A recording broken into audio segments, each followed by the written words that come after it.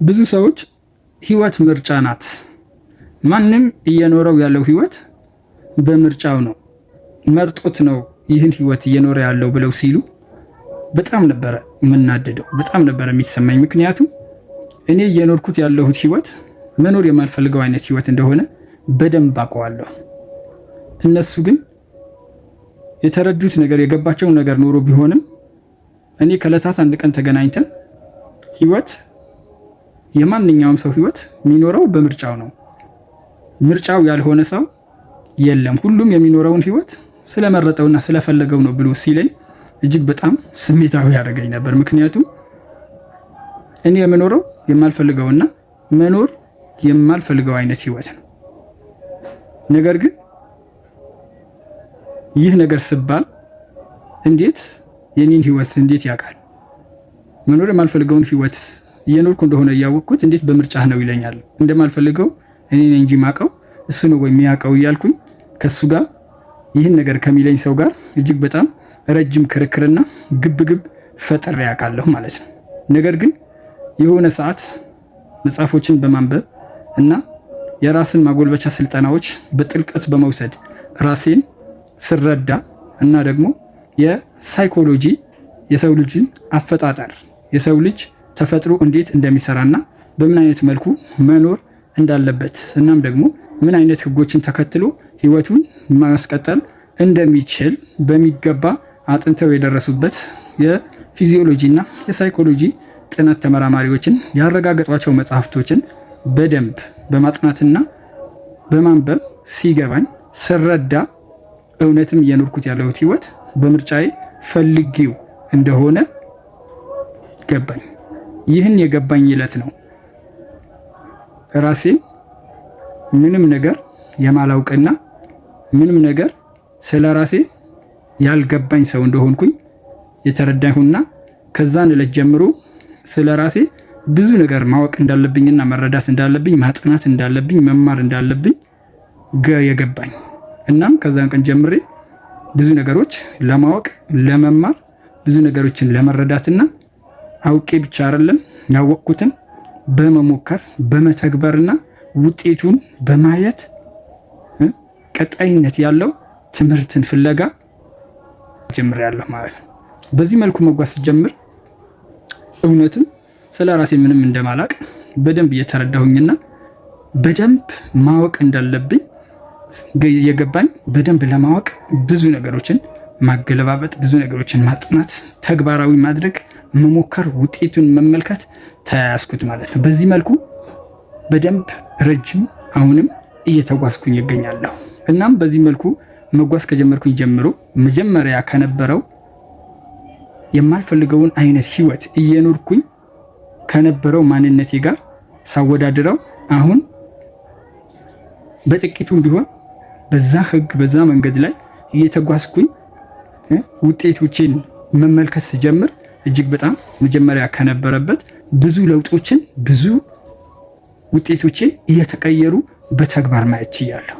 ይህን ውጤቴ በተግባር እየተቀየረ ማንነቴን በተግባር እየተቀየረ የማልፈልገውን አይነት ህይወት እየኖርኩ የነበረውን ሙሉ በሙሉ ባላስወግድም በተወሰነ መልኩ ከታች በመጀመር የማልፈልጋቸውን እየተውኩኝ ወደኋላ እየጣልኩኝና ከትናንሾቹ ጀምሬ የምፈልገውን አይነት ህይወት እንድኖር የሚረዱኝ ነገሮችን በማድረግ ውጤቶቼ ከታች ጀምረው ሲቀየሩ ሲለወጡና ብዙ የማንነት ግንባታዎች የውጤት ለውጦችን መመልከት ችያለሁ።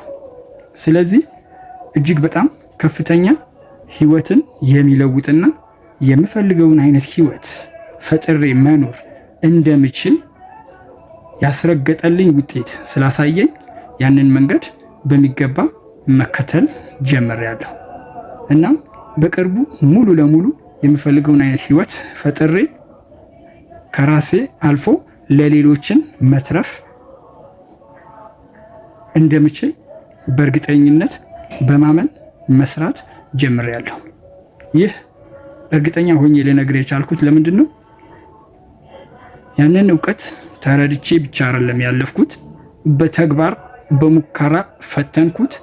ቀጥታ ውጤቴ እጅግ በጣም በትልቁ ለውጥ ስላመጣልኝ ውጤቱ በትክክል ለውጥ አምጥቶ ላሳየህ ነገር ደግሞ ምንም አይነት ምክንያት ወይም ደግሞ ማስተባበያ ልትሰጠው ስለማትችል፣ ምክንያቱም የአንድ ነገር ትክክል መሆኑ አለመሆኑ ልትፈትንበት ያስኬዳል አያስኬድም እርግጠኛ ልትሆንበት የምትችለው ያንን ነገር እውቀቱን በማወቅ ብቻ ሳይሆን እውቀቱን አውቀህ ፈትነኸው ሞክረኸው ውጤቱ መጀመሪያ ከነበረው ተቀይሮ እውነትም ትክክለኛ አንተ የምትፈልገውን አይነት ውጤት አምጥቶልህ በተግባር ካየህ ያን መንገድ በትልቁ በምትፈልገው አይነት መንገድ ሁሉ ፈትነኸው ውጤት ሞክረኸው ሰርተህበት ውጤት የምትፈልገውን አይነት ውጤት ሊያመጣልህ እንደሚችል እርግጠኛ ትሆናለህ ማለት ነው። ስለዚህ ይህንን መንገድ መከተል እጅግ በጣም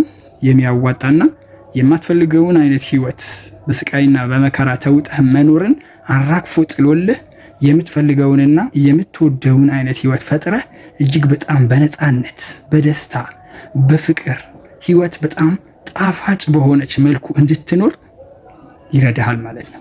ህይወት በመከራና በስቃይ ተሞልታ እየኖርክ ባለበት ሰዓት ምን እንደሆነች ህይወት ራሷ ምን እንደሆነች ግራ አጋብቶ ተደበላልቆብህ ነው የምትኖረው።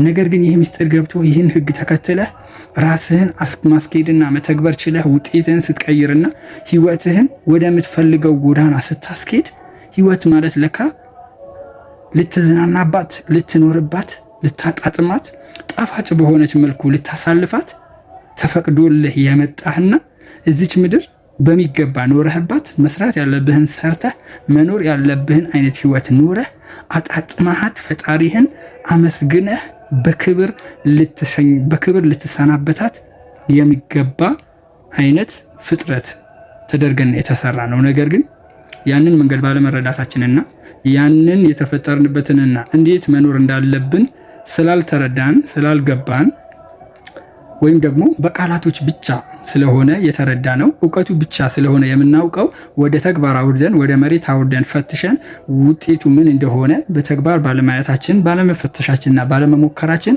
ህይወታችን በስቃይና በመከራ ውስጥ ተተብትበን ህይወት የስቃይና የመከራ እንደሆነች እየፈረጅንና እርግጠኛ ሆነን አምነን መኖር ጀምረናል። ነገር ግን ይህ አይደለችም። ህይወት እጅግ በጣም በምርጫህ ልትኖራት የተሰጠ እንድታጣጥማት በሚገባ እንድትኖራት መስራት ያለብህን እንድትሰራባትና መሆን የምትፈልገውን አይነት ሰው ሆነህ እንድትኖርባት ከሁሉም ፍጥረታቶች በበለጠ አብልጦ አስበልጦ አክብሮ አግዝፎ የፈጠረን የሰው ልጆች ነን። ስለዚህ ይህ ግዝፍናችን፣ ይህ ክብራችን፣ ይህ ስጦታችን በማወቅና በመረዳት ህይወታችን የምንፈልገውን አይነት አድርገን ፈጥረን በሚገባ መኖር ያለብንን አይነት ህይወት እንድንኖርና ማድረግ ያለብንን አድርገን ወደሚቀጥለው ዓለም ለመሸጋገር በሙሉ ደስታ በሙሉ ስኬት መጠባበቅ እንድንችል ግን ይህን ህይወት በምን አይነት መንገድ መኖር እንዳለባትና እንዴት ተደርጎ መኖር እንዳለበት ለምን መኖር እንዳለበትና ህይወት ለምን እንደተሰጠንና እዚች ምድር በምን አይነት ሁኔታ